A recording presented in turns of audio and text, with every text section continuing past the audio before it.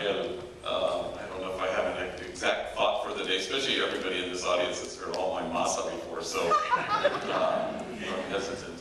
But I'm grateful to Cornerstone because this is a great collaboration. My favorite poet is Mary Oliver, and she says there's some things you can't reach, but you can reach out to them and all day long.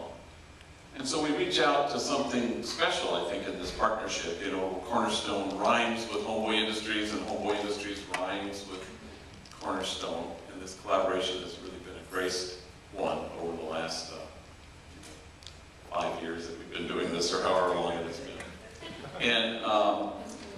And so it's the tale of this play, which I haven't seen, and I'm anxious to see it tonight, but I've read it.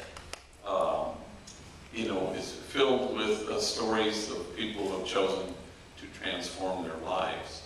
It's obviously modeled on Homegirl Cafe, you know, where women with records and young ladies from rival gangs and waitresses with attitude will gladly take your order.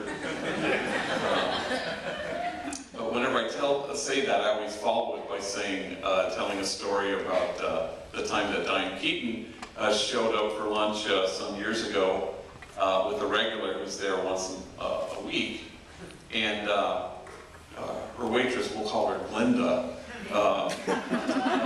you know, homegirl, been there, done that, in prison and parolee and felon, and she doesn't know who Diane Keaton is, and so she's taking her order, and Diane Keaton says, what do you recommend? And Glenda rattles off the 3 platillos that she particularly likes, and Diane Keaton says, oh, I'll have that second one, that sounds good. And then suddenly it's that moment that something dawns on Glenda, and she goes, wait a minute, I feel like I know you, you know, like maybe we've met before.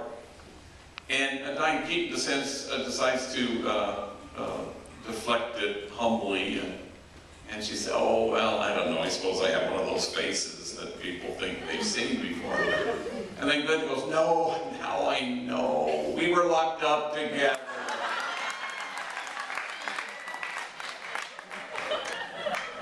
And aside from the fact that that story literally took my breath away, you know, and that I don't believe we've had any further Diane Keaton sightings, is that it's a story about kinship. It's about people connecting. And it's Oscar-winning actress and attitudinal waitress, and it's exactly what God had in mind. It's not just about personal transformation, people changing their lives. It's about people choosing to connect, to obliterate once and for all the illusion that we are separate, that there's an us, that there's a them. And so we reach out for something that's really quite palpable, and it's called community. Community trumping gang, and community trumping isolation, alienation, and the great gulf that we create between us.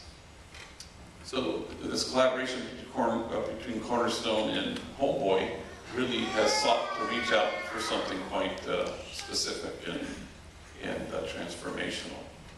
At Homeboy Industries, what we hope to do is the same thing that a theater group hopes to do.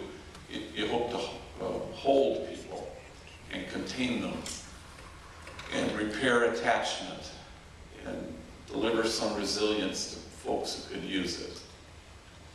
And then you help people redefine who they are in the world. And then people leave the theater, or they leave Homeboy Industries, and the world will throw at you what it will, and you won't be toppled by it. That's the hope. Years ago, I went to visit to St. Mass at Juvenile Hall, and I saw a homie there named Omar, and he was waving at me, and he said, come see me afterwards. So I did, and I'd known him for a long time, a kid who'd been locked up endlessly, and he'd get out, and then he'd get locked up again.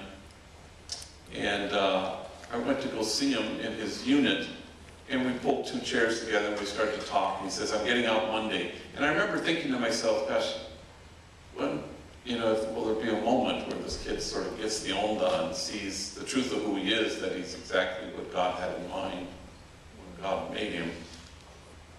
So we were talking, and it was like getting close to 11. I said, I have to go. So I stand, and he says, "Why do you have to leave?" I said, "Well, I have to go say a mass at Resurrection Cemetery. It's the first year anniversary of a kid who was killed, and I have to do the mass for the family." So he says, "Can I ask you a question?" And I said, "Sure." He said, "How many homies have you buried?" This is an old story, so I think I said 70. If you'd asked me today, it'd be 181. And I said, 70. He shook his head and he said, "When will it end?" And I grabbed his hand and I pulled him out of his chair. And I looked him in the eye and I said, "It'll end the minute you decide." And his eyes filled up with tears. And he said, "Then I decide." And I think it may not be as easy as that, but I think it's as simple as that. The extraordinary men and women who are in this play, the ones I know, I can speak with certainty about them, the ones from Homeboy, are honorable and noble. And I gave up a long time ago trying to be as holy as them. The people who know me know I'm dead serious about this. But the people who know you know I'm dead serious about this. That you've decided to transform your pain and decided not to continue to transmit it. And that's huge and noble and courageous.